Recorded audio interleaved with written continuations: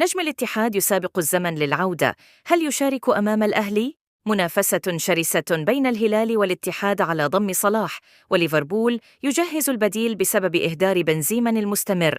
جاياردو يحدد مسدد ركلات الجزاء في الاتحاد. السلام عليكم ورحمة الله وبركاته. قبل أن ندخل في تفاصيل فيديو اليوم ندعوكم للصلاة على النبي ثم الاشتراك في قناة المشجع الاتحادي لتكون على اطلاع دائم ومستمر بأهم أخبار نادي الوطن نادي الاتحاد.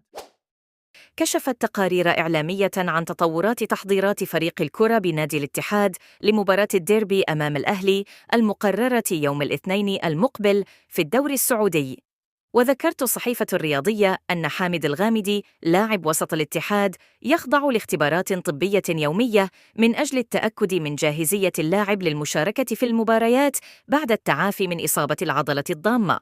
وكان الغامدي قد تعرض للإصابة مع الاتفاق قبل انتقاله إلى صفوف الاتحاد على سبيل الإعارة خلال فترة الانتقالات الشتوية الماضية.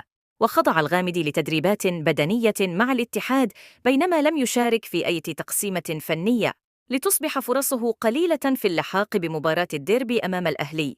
وينتظر الغامدي الحصول على الضوء الأخضر من قبل الجهاز الطبي للحاق بمباراة الاتحاد أمام الوحدة المقررة في 8 إبريل المقبل في نصف نهائي كأس السوبر السعودي في مدينة أبو ظبي، والتي تشهد المشاركة الأولى للاعب بقميص النمور.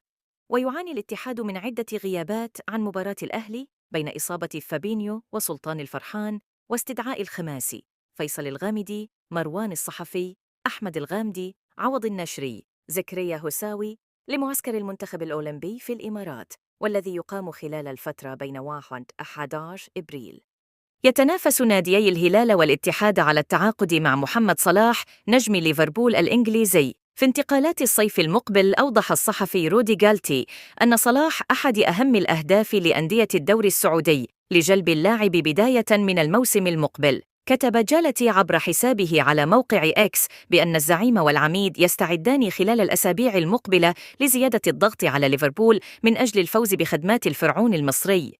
كشف الصحفي أن النادي الإنجليزي يجهز لاعب بديل تحسباً لرحيل نجمه الأول، وسيكون يوهان باكايوكو لاعب أيندهوفن الهولندي ضمن قائمة بدلاء صلاح. كان الاتحاد قد قدم عرضاً ضخماً لليفربول لضم صلاح في الصيف الماضي، لكن تمسك المدير الفني الألماني يورجن كلوب باللاعب ورفض رحيله. ينتهي عقد اللاعب المصري صيف العام المقبل 2025، ويحاول الهلال والاتحاد جلبه إلى دوري روشن للمحترفين هذا الصيف وعدم انتظار عام آخر لانتهاء عقده.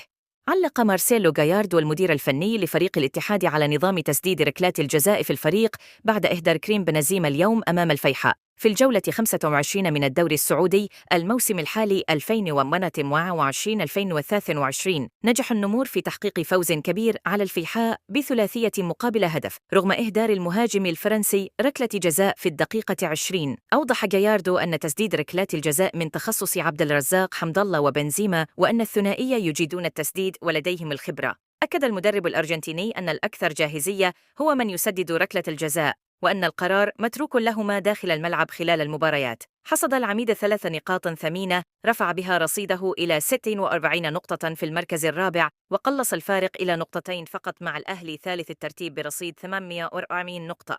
يلتقي العميد مع الأهلي يوم الاثنين المقبل 1 أبريل القادم ضمن منافسات الجولة 26 من دوري روشن للمحترفين.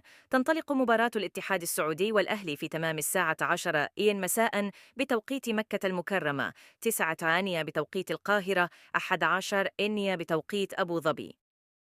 إذا كنت تشاهد الفيديو إلى هذه الدقيقة فأنت من الاتحاديين الأوفياء، ويسعدنا كتابة اسمك في التعليقات لنشارك في الفيديو القادم. والسلام عليكم ورحمة الله وبركاته.